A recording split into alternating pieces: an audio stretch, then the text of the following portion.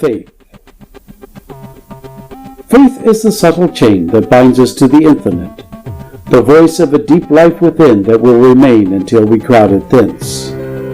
Faith is the true prophet of the soul, and never beholds spiritual life, spiritual relations, labors, and joys. Its office is to teach man that he is a spiritual being, that he has an inward life enshrined in this material encasement, an immortal gem set now in an earthly casket.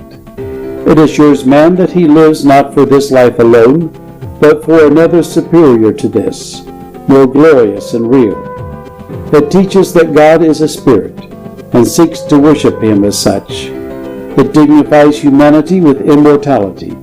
It dwells ever upon an unseen world, announcing always that unseen realities are eternal. A living, active faith is not only a necessity if we would reap great good, but it is so founded on the nature of things that it is natural for men to have a faith in the promises of others. It is only from experience that the little child learns to distrust others. Then there is the faith in one's own powers. This is as necessary a form of faith as any, and where not allowed to degenerate into egotism, is a most beneficent form of faith. Its true foundation is the same as any faith, that is, reliance on God's promises. As ye sow, so shall ye reap. Hence, relying on this and putting forth the necessary exertions, why not confidently expect a fulfillment of the promise?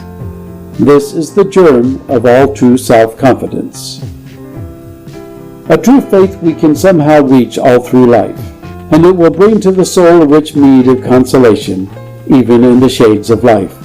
We can cherish a sure hope about our future, and the future of those that belong to us, a sunny, eager onlooking toward the fulfillment of all the promises God has written on our nature. We should have faith in the ultimate triumph of the good and the true. It is quite the fashion of the times to lament over the degeneracy of the present, and to think of the palmy day long since past. We have indeed read history to but little account do we not realize that the world is growing better, and feel confident of the ultimate triumph of the forces of good. Life grows darker as we go on, till only one pure light is left shining on it, and that is faith. Old age, like solitude and sorrow, has its revelations. It is then that we perceive the hollowness and emptiness of many of the bubbles we have been pursuing. Fortunate is he who in that hour can rest down on the promise of God with a steadfast faith. When in your last hour all faculty in your broken spirit shall fade away and sink into inanity, imagination, thought, effort, enjoyment all fade away. Then will the flower of belief, which blossoms even in the night, remain to refresh you with its fragrance in the last darkness. Morality as a guiding light to man sometimes conduces to noble ends. It is sometimes so resplendent as to make a man walk through life amid glory and acclamation. But it is apt to burn very dimly and low when carried into the valley of the shadow of death. But faith is like the evening star shining into our souls. The more gloomy is the night of death in which they sink. Surrounded by friends and the comforts of life, morality appears sufficient. But when the storms of life blow upon us, when we see how necessary to us is a faith in God's word and his promises, its light only is capable of dispelling the gloom of our surroundings. Never yet did there exist a full faith which did not expand the intellect while it purified the heart, which did not multiply the aims and objects of the understanding while it fixed and simplified those of the desires and passions. Faith often builds in the dungeon and lazar house its sublimest shrine, and up through roofs of stone that shut out the eye of heaven ascend the ladder of prayer, where the angels glide to and fro. Faith is the key that unlocks the cabinet of God's treasures, the messenger from the celestial world to bring all the supplies that we need. It converses with angels and antedates the hymns of glory.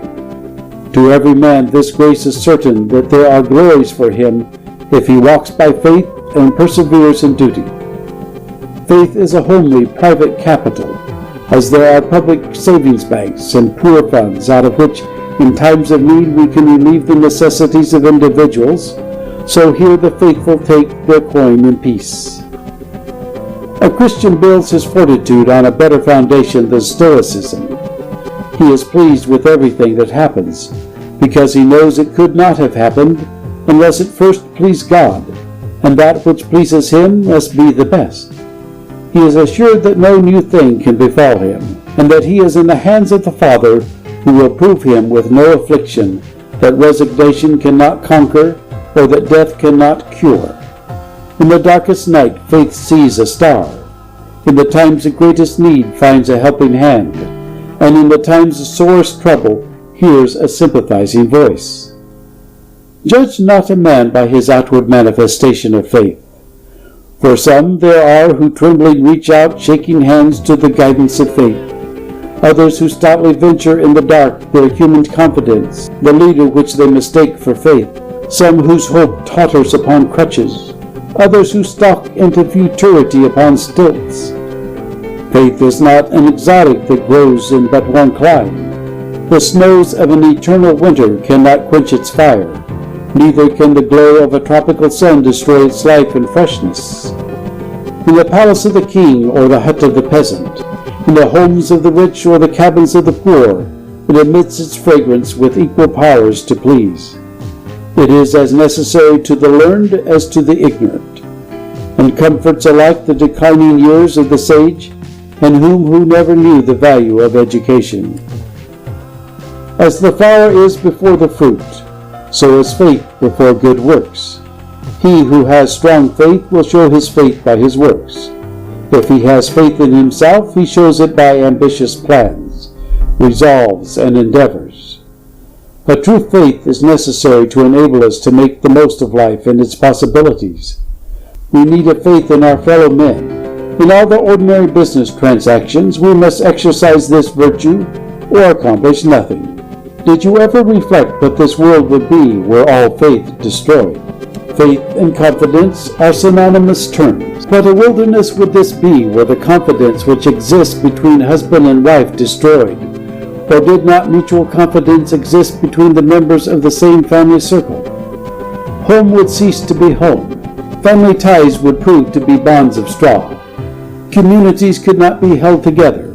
The vast fabric of society would dissolve, and smiling countries would once more be the abode of savages.